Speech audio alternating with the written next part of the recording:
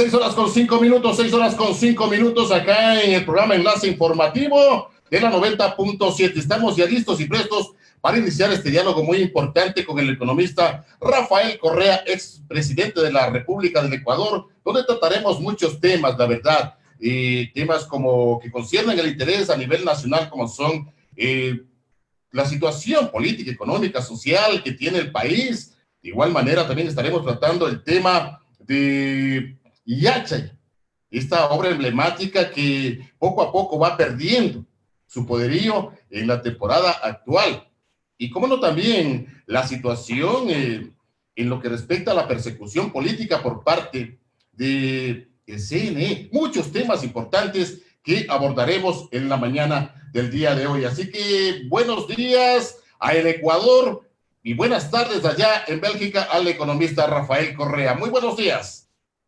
Buenos días, qué gusto escucharlo. Bueno, me río porque sí, 12:05, así que ya estamos de tarde. Son 6 horas de diferencia. Y un abrazo a toda Imbabura, el Carchi, Esmeraldas, a todos los sectores que escuchan esta radio. Me parece que llega mucho a la comunidad aguá, ¿no? Un fuerte abrazo a los aguá, orgullo de la patria. Y bien, encantado de responder a su pregunta. Me han interesado mucho los temas que ha planteado. Ojalá tengamos tiempo para tratarlos a profundidad porque son temas fundamentales. Así es, economista, la verdad, por acá el tiempo no importa, nos podemos quedar un día, 2 días por acá dialogando de temas importantes que conciernen. Economista, usted está por allá en Bélgica, acá en Ecuador también lo vivimos, una situación muy importante. ¿Cómo lo mira a la distancia la situación económica, política y social de nuestro país, el Ecuador? Quiero decirle que acá la realidad es distinta, eso es lo que nunca, algunas veces no se entiende, ¿no? Y eso es lo que no hablan nuestros empresarios, siempre nos dicen verdades a medias, ¿no? Flexibilización laboral, pero no dicen que, como en Europa, como en Dinamarca, como en Estados Unidos, y no dicen que hay tremendo sistema de apoyo social, que si usted pierde su empleo, tiene subsidio de desempleo. En Dinamarca, donde se ha flexibilizado el mercado laboral, sí, se puede despedir sin indemnización, pero usted tiene un seguro de desempleo de 70 euros la hora. Entonces le dicen solo una parte. No dicen el todo. Que hablemos de flexibilización, pero hablemos de seguro de desempleo para la gente que pierde su empleo, ¿no? Pero eso no le menciona. Entonces, siempre se manipula y se mantienen las cosas. Entonces, sí, acá hay crisis económica, hay pandemia, pero nada que ver con la situación de Ecuador. Por ejemplo, si alguien perdió su trabajo, tiene subsidio de desempleo. A los empresarios, a los pequeños empresarios, por ejemplo, a los peluqueros, se les otorgó una transferencia, ¿no? Cierta cantidad de dinero para que puedan sostenerse. Hay capacidad hospitalaria y hay que tener una diferencia. Una cosa es el salario que usted gana. Por ejemplo, si usted gana $1,000 mensuales y el otro solo gana $200, se le van los $200 en comida, en todo, no tiene para más. Después de 20 años ese señor va a seguir teniendo $200, cero ahorro, ¿no? Cero ahorro porque todo lo que ha ganado se lo ha gastado. Mientras que usted que ganaba $1,000 y gastaba $700 ahorrado durante 20 años, $300. Entonces, la diferencia salarial es 5-1, $1,000 con respecto a $200. Pero lo acumulado va a ser muchísimo más con el tiempo. ¿A qué me refiero? La diferencia de ingreso per cápita más grande que existe en el mundo será de 100-1, probablemente. Tal vez un poco más, no, así un poco más. Pongamos 400-1, entre Qatar, 140.000 dólares por habitante y un país africano, Etiopía, Sudán, tendrá 400, 500 dólares por habitante. 300, 400 veces a uno. Pero la diferencia de riqueza, lo acumulado, eso significa las casas, los hospitales, el carro, lo acumulado, es de 1,000-1. Entre Suiza, por ejemplo, y Sudán. Suiza es el país más rico del mundo en cuanto a riqueza acumulada. Entonces, la crisis es otra cosa acá. No es que se ve la miseria que se ve en Ecuador. No es que se ve los mendigos, no es que la gente se muere de hambre. Hay una red de apoyo social, hay un acumulado, que la gente, incluso si ya no puede irse de viaje, no puede comprarse ropa, pero tiene para comer, tiene dónde vivir, tiene su carro, tiene sus servicios públicos. Entonces, no nos engañemos, ¿no? La situación en Ecuador y en el mundo en desarrollo es mucho más grave, y particularmente en Ecuador, donde con un gobierno nefasto, tal vez el país que peor ha manejado la pandemia en el mundo y no ha hecho absolutamente nada para tratar de contrarrestar la tremenda crisis económica que venía con la pandemia. Y como siempre, o sea, yo soy académico, de mí no esperen politiquería, mentiras, y siempre hablar con datos, o le voy a decir es mi opinión cuando no tenga datos, pero incluso la opinión debe estar fundamentada. Pero hablemos con datos. Ecuador va a decrecer 11%, 11%, la peor crisis de la historia. Para ponerlo en perspectiva, la crisis en 1999, cuando hubo tanta migración, cuando nos confiscaron los depósitos, decrecimos 5.4%. Vamos a decrecer el doble, Luis, el doble. La situación es extremadamente grave. La pandemia, ha habido negligencia criminal. Mientras redujeron presupuesto de la salud, acaban de financiar maniobras navales con 7 países, pero esto es una locura. ¿Sabe cuánto cuesta cada hora de navegación de un buque grande? En gasolina nada más. No hablemos tripulación, comida y todo aquello. Mientras nuestros becarios se nos mueren de hambre en Europa, estos señores con sus jueguitos de guerra. No soy insensato para decir que no ha faltado plata. Por supuesto que ha faltado. Pero lo poco que teníamos tenía que dirigirse a salvar vidas. Y lo utilizan para maniobras navales, para viajes de la vicepresidenta, que es Curuchupa, para visitar al Papa. Ya basta. Se ha manejado pésimamente la pandemia y también somos los países con mayor cantidad de muertos por habitante del mundo. Ha habido negligencia criminal. Entonces, resumiéndole, la situación no tiene nada que ver con la situación en Europa y en Ecuador particularmente, por el mal manejo de este gobierno nefasto, ¿no? La situación no es solo crítica, es realmente de tragedia. Estamos en la peor crisis de la historia y somos los países que peor han manejado la pandemia. Bueno, esa es una realidad de economista, la verdad. Como dice usted, se redujo el gasto en la salud, se redujo el gasto en la educación, se redujo el desempleo. Se piensa, como dicen acá en el Ecuador, reducir el gasto público. Pero ¿cómo? Si existen todos estos inconvenientes, ¿cómo se piensa reducir más todavía aún el gasto público? Y aparte de aquello, el endeudamiento que está teniendo con el Fondo Monetario Internacional. Para completar mi ejemplo anterior, para que la gente tenga claros esos criterios, ¿no? Una cosa es ingreso, la otra cosa es riqueza. El ingreso es como el agua que cae en un balde. La riqueza lo acumulaba en el balde. En mi ejemplo que les di, uno que ganaba $1,000 y gastaba 700, el otro ganaba 200 y gastaba 200, ¿no? La diferencia de ingreso es 5-1. Pero después de 10 meses, el que gana 200 y gasta 200 va a tener 0 acumulado. El que gana 1,000 y solo gasta 700 va a tener 300 por 10 meses, 3,000 acumulado. ¿Sí se da cuenta? Ya es 3,000 a 0 la diferencia en el acumulado, es mucho mayor. Entonces tienen que tener claro, ¿no? Acá también hay una recesión, la gente está ganando menos, pero el acumulado histórico que tienen, porque siempre han tenido capacidad acumulada desde hace siglos, les permite seguir viviendo así no tengan en este momento gran ingreso porque tienen casa, tienen carro, tienen carreteras, tienen parques, tienen energía, tienen servicios públicos, tienen todo, además de una gran red, sobre todo en Europa, de servicio social. Mire, la fórmula del desastre en crisis como esta es la estupidez que están tratando de imponernos, de incluso reducir gasto. El propio Fondo Monetario, yo le puedo mostrar, entra a la página web del fondo, vea las declaraciones de la directora, dice que hay que tener una política fiscal activa, se llama expansiva, aumentar inversión pública, porque en el momento en que usted construye una carretera, un hospital, una escuela, tiene que contratar trabajadores normalmente de la zona, en Urcuquí, en el Chota. Y ese trabajador con ese sueldo, no es solo ese trabajo, con su sueldito de 400, $500, sino que ese trabajador va a poder comprar en la tienda, el tendero va a poder pagar el alquiler, el dueño de la casa va a poder ir a un restaurante, el dueño del restaurante va a poder pagar al mesero y el mesero vuelve entonces a la tienda y se reactiva la economía. Pero lo contrario también es cierto. Cuando usted quita un puesto de trabajo, alguien que ganaba $500 y que ya no tiene ese trabajito, no es que se pierda un puesto de trabajo de $500, se pierden muchos más puestos de trabajo. Eso lo entiende todo el mundo, lo dice el Fondo Monetario, pero una cosa es lo que dicen, otra cosa es lo que imponen. Porque como dicen los jóvenes, con todo respeto, al Fondo Monetario importa 3 cantimploras del Ecuador. Le importa garantizar el servicio de deuda. Entonces, cuando nos exigen, como nos exigen en ese acuerdo con el Fondo Monetario, en el 2022 aumentar 3 puntos del IVA, son tan cobardes, irresponsables, que no lo asumen ellos. Están dejando comprometido al próximo gobierno con el acuerdo con el fondo para aumentar 3 puntos del IVA. Pero no solo que sacan plata del bolsillo del pueblo ecuatoriano, porque vamos a tener que pagar más, sino que no lo devuelven, porque al mismo tiempo del 2021 exigen reducir 3,000 millones en gasto público, que es lo que usted ha mencionado. Y algunos aplauden esto, porque ese es uno de los problemas de un país subdesarrollado. No relacionamos causa con efecto. Esos 3,000 millones es el funcionamiento del tren para que reviva el Chota. Porque se ha perdido todo en el Chota, la gente que trabajaba, por ejemplo, con el tren turístico. Es no tener hospitales, es no tener maestros, es no tener obra pública, es no tener trabajo. Es tremendamente recesivo. Entonces nos perjudica a todos. Por un lado, sacan más plata con más impuestos y meten menos plata con reducción de gasto público. Se llaman políticas de austeridad fiscal y es la fórmula del desastre. Perjudica a todos, menos al capital financiero, porque garantiza el pago de deuda y eso es lo que le interesa al Fondo Monetario.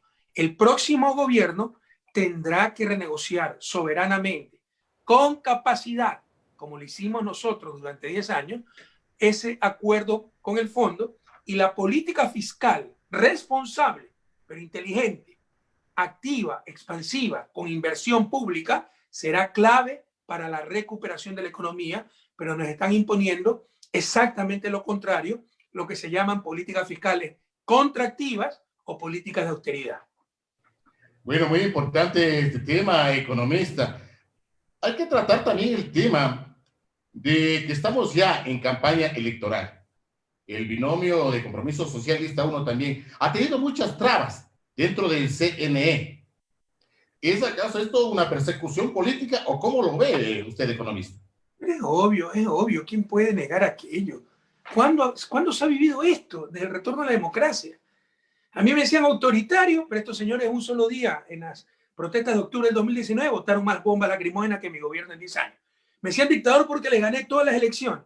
Pero ¿cuándo tuvo problema en inscribirse Lazo, Noboa, Gutiérrez? Romo mío fue candidato y no sacó medio voto. No, los que nos insultaban todos los días. Nunca.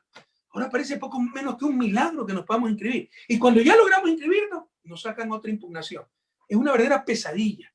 El día de ayer el Tribunal Contencioso Electoral acaba de admitir una nueva impugnación contra nuestro binomio, pero el asunto ya es descabellado, porque se trata del coronel Carlos Arboleda, ex ministro de Lucio, uno de los tantos odiadores de Lucio Gutiérrez, ¿no? Pero no tiene nada que ver, es como que si usted, yo le acuse de, usted me acusa a mí, qué sé yo, de estafador, yo le gane el juicio, usted es el perjudicado, usted tiene que apelar, no apela usted sino el cuñado de su vecino, no tiene sentido.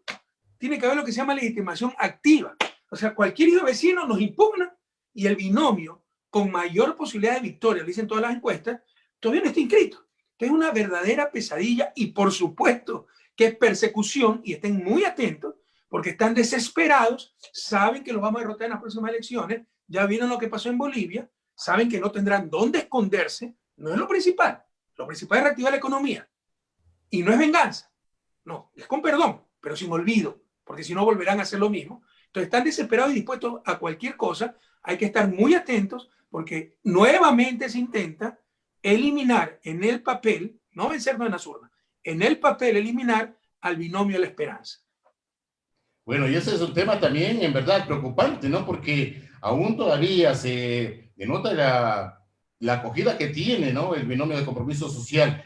¿Y qué se está pensando hacer? ¿Cuáles son las alternativas que tiene Compromiso Social para lograr reintegrar al Ecuador en el ámbito internacional, en el ámbito económico, economista? Si ganamos, Dios mediante, y con el apoyo del pueblo ecuatoriano el próximo 7 de febrero, eso se podrá hacer inmediatamente.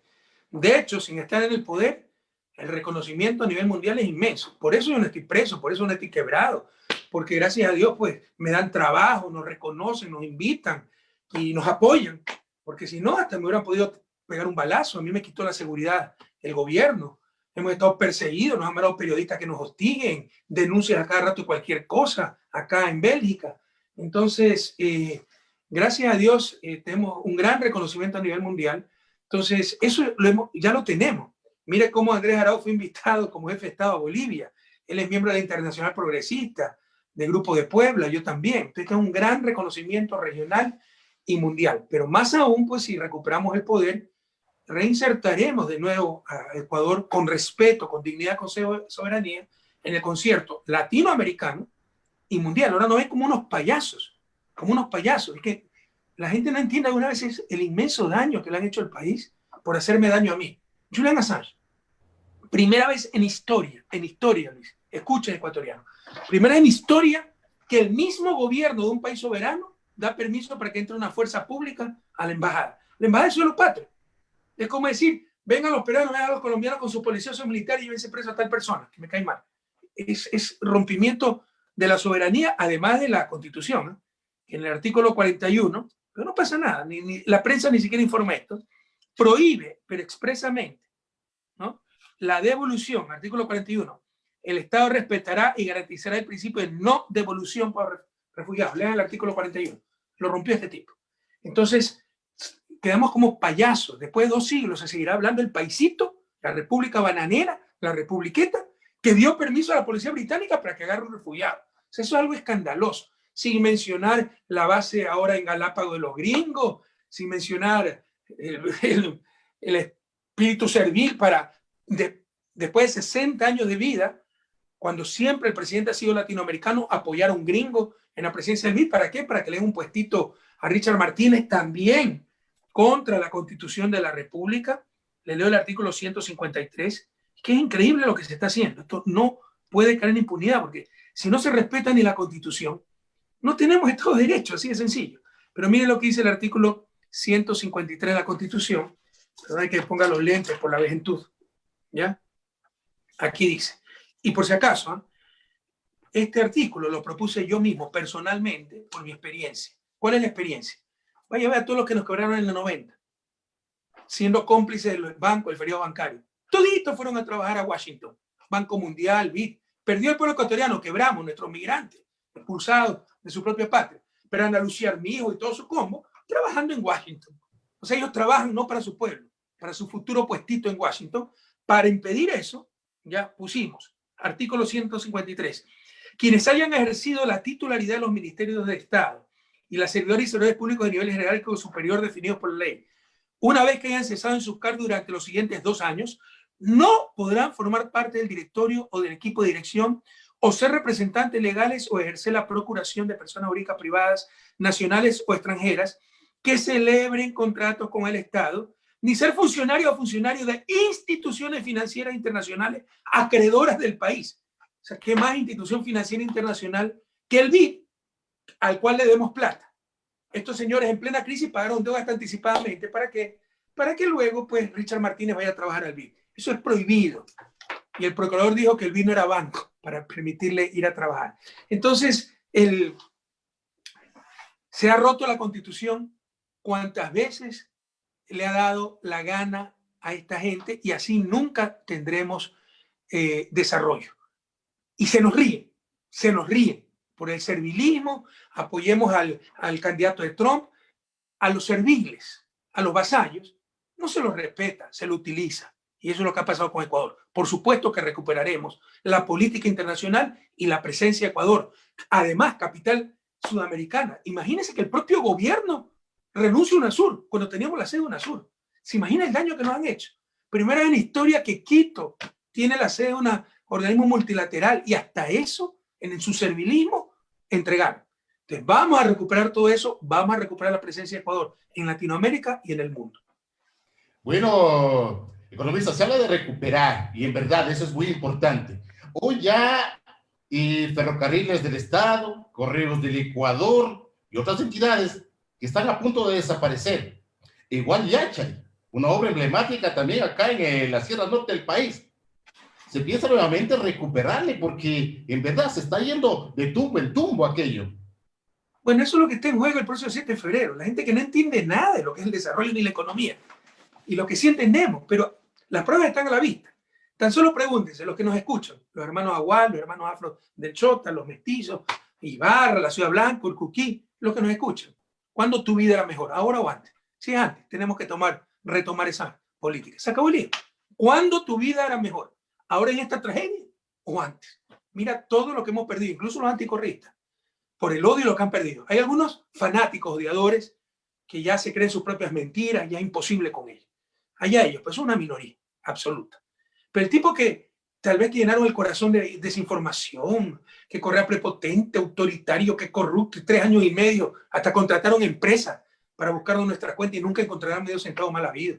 Nos condenan por influjos psíquicos, ¿se imaginan? Qué ridículo. ¿Ya? Piensen cuánto daño les ha hecho el odio. Y piensen, cuando tuviera mejor, ahora aguante. Entonces, no es que Correa te cae bien o mal, no. Por tus hijos, por tu familia, por tu país, por tu futuro. hay que retomar esas políticas que tanto éxito nos dieron. ¿Y por qué? Porque entendíamos lo que eran las cosas. Por ejemplo, los neoliberales, en lo inteligentes que se creen, son tremendamente tontos, torpes. Creen que lo único que vale es lo que tiene rentabilidad financiera.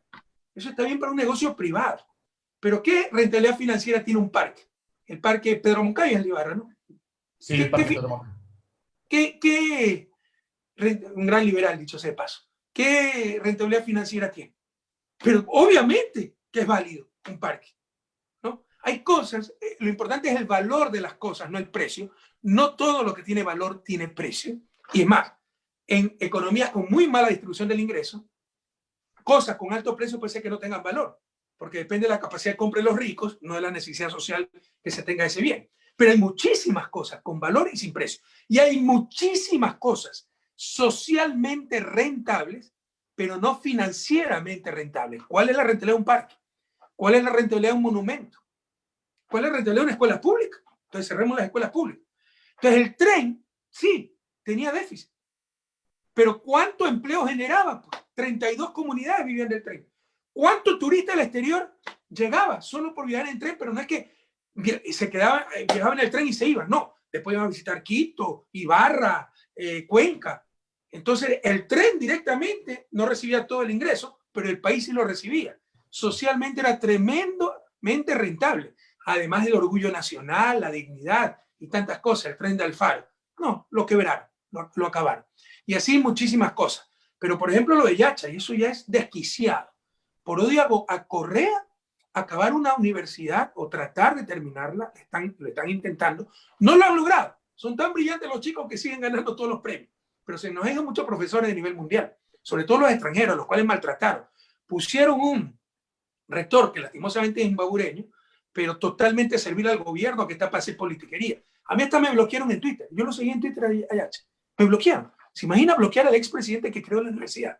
O sea, ya que tiene un nivel de fanatismo y de miseria humana terrible. Pero han tratado de acabarla por todos los medios porque es obra de Correa, eso es todo.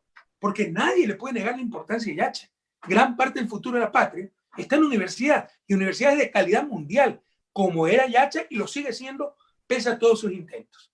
Mientras que tratan de terminar con Yacha, acaban de aprobar la universidad policial, la universidad de policía. ¿Qué es eso? También hablamos entonces de la Universidad de los Bomberos, la Universidad de los Boy Scouts. Yo ni siquiera estoy de acuerdo con la Universidad Militar. Eso no es necesario. Cuando los militares tenían su plan de hacer una república independiente y la policía sigue en todos los militares. Yo les paré el carro. Que escuelas militares, entonces escuelas para los hijos militares, escuelas para los hijos de policía. Que hospital militar, hospital policial. ¿Por qué? Una cosa es que estén en la selva donde no haya servicio. Pero en Quito, ¿por qué? ¿Por qué un hospital policial? ¿Por qué un hospital militar? ¿Por qué una escuela militar? ¿Por qué una escuela policial? No para la carrera, cuidado, estamos hablando para la familia. No solo eso, la policía tenía, los que conocen Quito saben que el norte es rico, clase media, media alta, el sur es pobre. Tenían el liceo policial en el norte para los hijos de los oficiales. Esto parece cuento, es realidad. Tenían el liceo de policía en el norte para los hijos de los oficiales y el liceo de policía en el sur para los hijos de la tropa. O sea, a los 5 años le enseñaban a esos niños que eran diferentes, que los unos tenían derecho para unas cosas y ellos no. La sectorización. Es un horror. Hemos vuelto a ese viejo país porque tenemos un payaso de presidente con la complicidad de cierta prensa, de los grupos de poder, ¿no?, que ha permitido todo esto y la destrucción de la patria. Y mientras hacen estas tonterías, universidad policial, le insisto, mañana tendremos Universidad de los Bomberos, destruyen Yacha. Si quieren salvar la patria, más allá de correísmo, anticorreísmo, izquierda-derecha, es la hora del amarillo y solo el rojo, este 7 de febrero vota por aquellos que ya demostraron que se sabía gobernar. Cómo gobernar en función del bien común, de la prosperidad, con inteligencia, con errores. No hay obra humana que no tenga errores. Con traidores que cayeron en la corrupción, pero siempre luchando contra la corrupción. Nosotros no es que impulsamos la corrupción del gobierno, como ahora sí. Se ve con el reparto de hospital y con tanta tontería. Pero como claramente en esa época también vivías mejor. Solo pregúntate cuándo tuviera mejor. ¿Ahora o antes? Si era antes, a recuperar esas políticas que tanta prosperidad nos dieron. Lógicamente, hoy más que todo, recordemos con anterioridad cómo fueron las obras importantes que se dio, pero hoy en la actualidad obras no se ha visto de ámbito social, mitad de aquello. Recordemos que la población rural, hablemos de los aguá, de los afrodescendientes, del sector rural de por acá, de todo el país, que aún todavía no tienen vías de acceso para sacar sus productos a las ciudades y poder tener un poco de réditos económicos. Eso es un tema también preocupante, economista. Por supuesto, Luis. Y yo quiero hacer una precisión ahí. Carreteras son importantes. Lo más importante es la educación. Hay que mejorar la educación, dar escuelas del milenio, pero hasta eso pararon. Dijeron que eran elefantes blancos, que los pobres solo merecen escuelas unidocentes, y algunos aplaudieron. No, eso es parte de la cultura, no, eso no es parte de la cultura, eso es parte de la miseria. Y es la trampa para tenerlos siempre en la miseria. Darle la peor educación a los más pobres. Entonces no caigan en esa trampa. Entonces la educación es clave si queremos tener desarrollo. Pero ahí nuevamente 3 reflexiones quisiera hacer, ¿no? Sobre lo que tú dices, que ahora no hay obras, antes sí. Nadie niega todas las obras que hicimos, pero dicen Correa fue suertudo, altos precios del petróleo. No es verdad. Primero, los años en que hubo altos precios del petróleo, porque 2008, 2009 se desplomaron los precios del petróleo, 2015, 2016, 4 años de 10 tuvimos precios del petróleo muy bajos, ¿ya? Pero en la época en que tuvimos precios altos, todo se hubiera ido a manos de las transnacionales y no renegociamos los contratos. Pero no solo eso, mucho más incrementó el ingreso por impuestos, por evitar la evasión, no por nuevos impuestos, hasta redujimos impuestos, por evitar la evasión, que por el petróleo. Pero además, si a alguien le queda alguna duda, hay una manera de comprobar si fue suerte o buen gobierno y buenas políticas.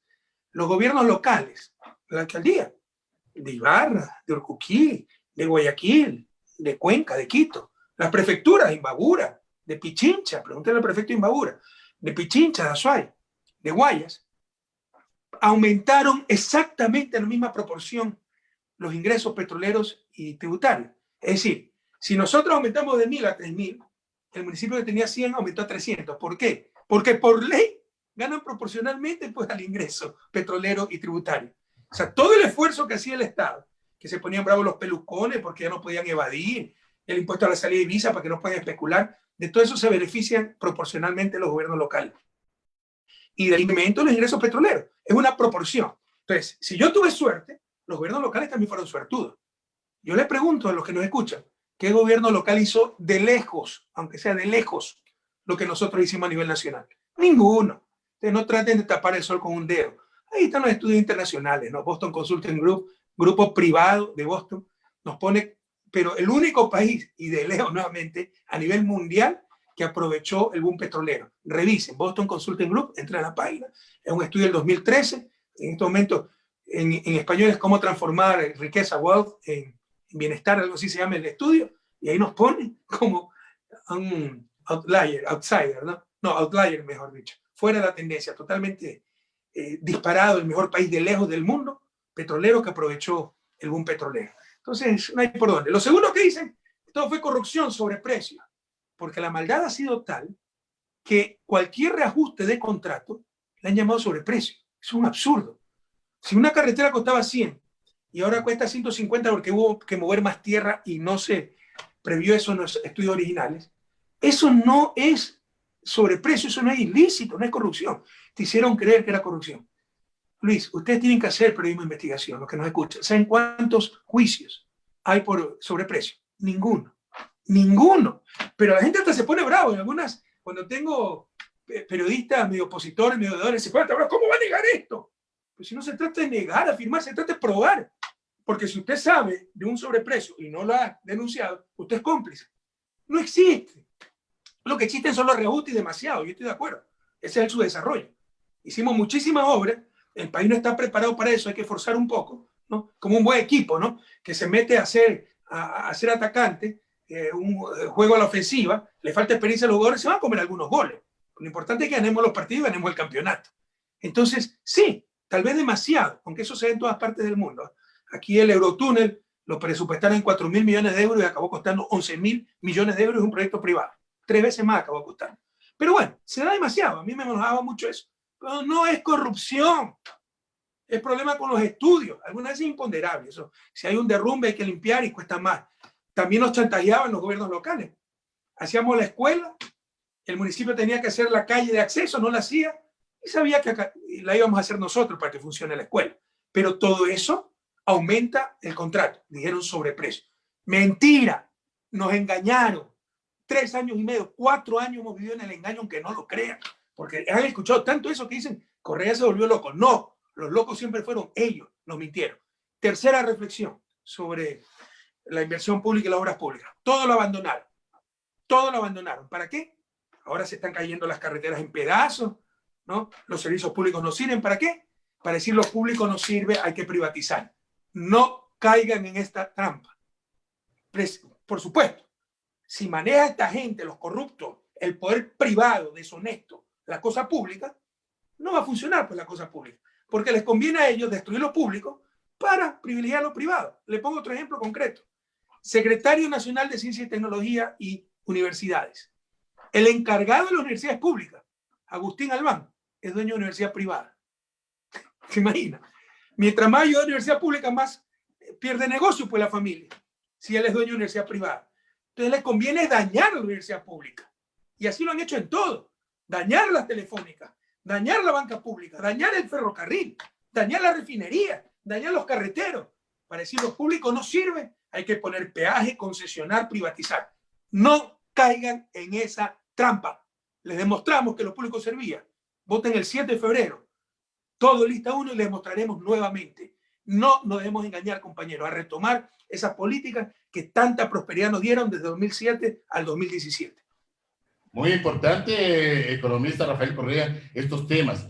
Y ya debido a la premura del tiempo también por acá, ¿cómo hablar de competitividad también? Hablar de la frontera norte en el Carchi y la frontera sur allá en Huaquillas, para estar a la par con los países vecinos, porque Carchi está, es una provincia que ha caído en la debacle en relación a la situación económica, las ventas. Muchos negocios se han cerrado porque en Colombia se encuentra más barato, por acá no es más caro, bueno, y todos esos temas, economista. Miren, no esperen de mí nunca mentiras, falsedades, ni siquiera imprecisiones, aunque como todo ser humano puedo ser impreciso. Me puedo equivocar y después lo corregiré. Una cosa es equivocarse, todo el mundo tiene derecho a equivocarse. Otra cosa es mentir con conciencia, eso es ser deshonesto, es ser ruin incluso. Por ejemplo, 1.500 millones se gastaron a aplanar un terreno a la refinería. El terreno solo costó 300 millones. Otros 300 millones el acueducto La Esperanza que está dando Refinería del Pacífico, me refiero, en Manaví. Agua a 5 cantones, 600 millones en estudios, licencia, que es el costo natural de en esa clase de estudios, como un arquitecto, ¿no?, que cobra por la casa que construye, en esa clase de proyectos de refinería. Pero siguen repitiendo, se les demuestra, solo costó 300 millones, los otros 1.200 millones son impuestos, 600 millones ingeniería, licencia, 300 millones acueducto de la Esperanza, y a la media hora ese mismo periodista dice, y 1.500 millones, eso ya es ser deshonesto. Todos tenemos derecho a equivocarnos. Pero bueno, en principio, de mí deliberadamente no esperen nunca una mentira y siempre hablar con datos.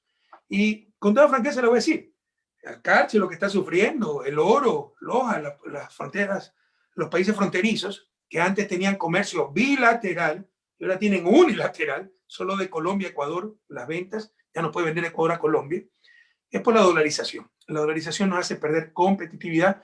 Para mí la dolarización es un absurdo técnico. Eso no significa que haya más salida de dolarización, que no los engañen, que hay que reforzar la dolarización, porque si se cae la dolarización es una catástrofe. Pero hay que saber hacer política económica con dolarización. Pero nos puso en una gran desventaja con países como Colombia y Perú, que tienen moneda nacional. Porque si ellos deprecian su moneda, se abaratan y se abaratan sus productos y ya no les vendemos a ellos, sino que solo compramos. Pero así colapsa nuestra economía. Claro, en el corto plazo puedes comprar más barato. Desde Guayaquil van a comprar Ipiales. Pero si no hay producción nacional, no hay empleo nacional y colapsa la economía, ¿no? Entonces, ¿por qué? ¿Qué significa esto de la moneda nacional?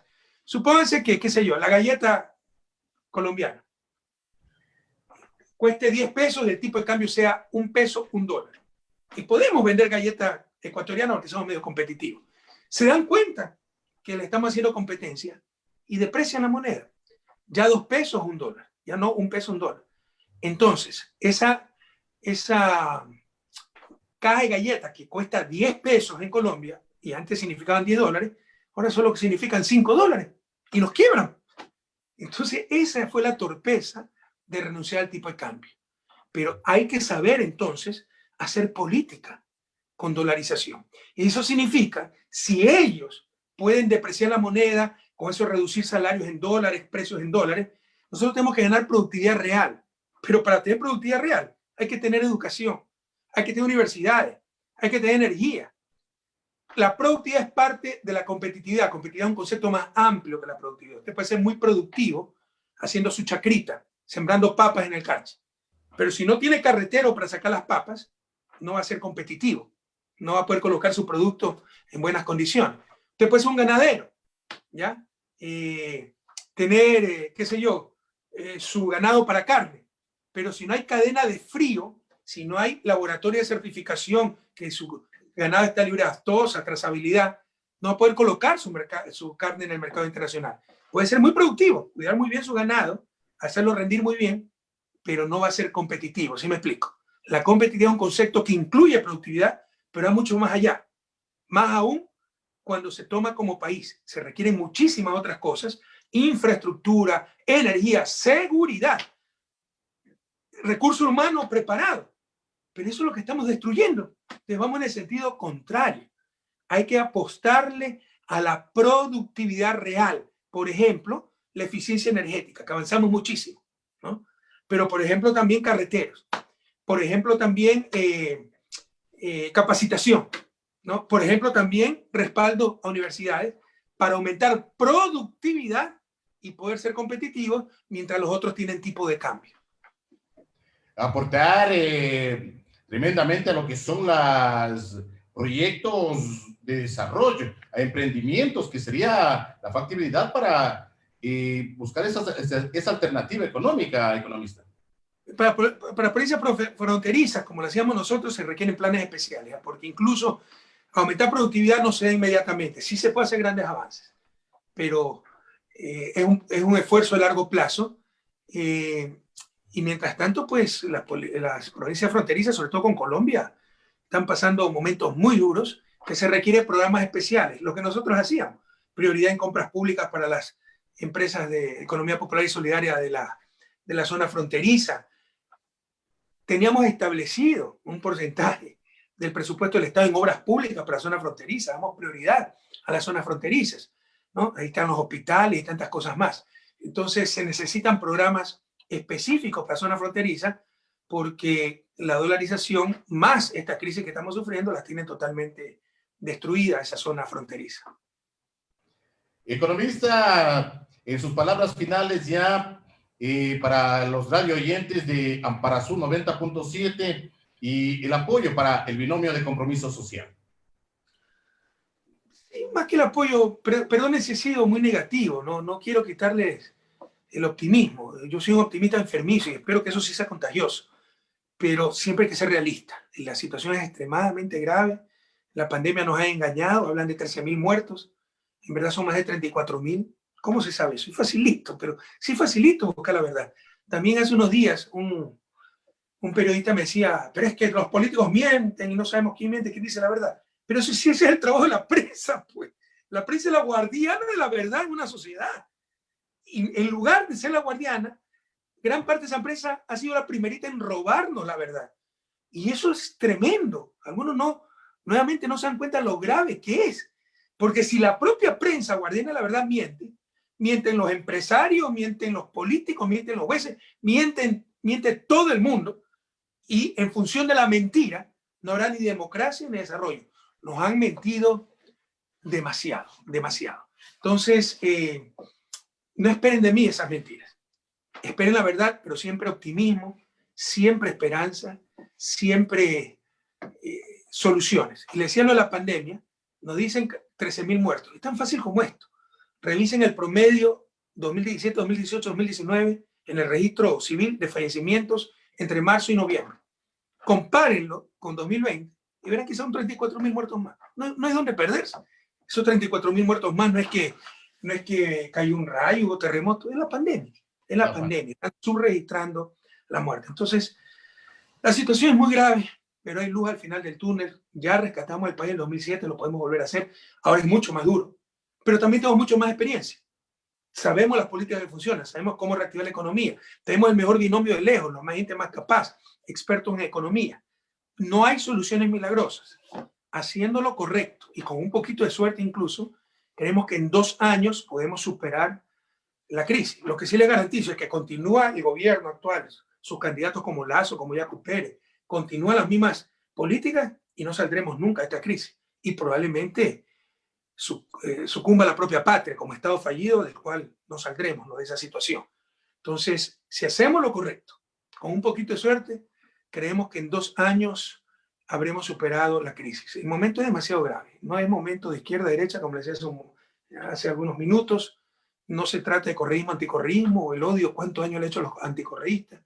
Se trata del amarillo, azul y rojo. Está en juego la patria, el futuro, nuestras familias, nuestros hijos. El 7 de febrero hay que votar bien, no podemos equivocarnos. Créanme que tenemos la experiencia, sabemos cómo hacerlo, ya lo hicimos una vez, ahora es más grave, pero tenemos mejor experiencia, más equipo, políticas probadas, contactos internacionales, y podemos juntos, no solo el gobierno, pero sí liderando a todo un pueblo, con todo un pueblo atrás, sacar nuevamente adelante la patria. No equivocarse este 7 de febrero.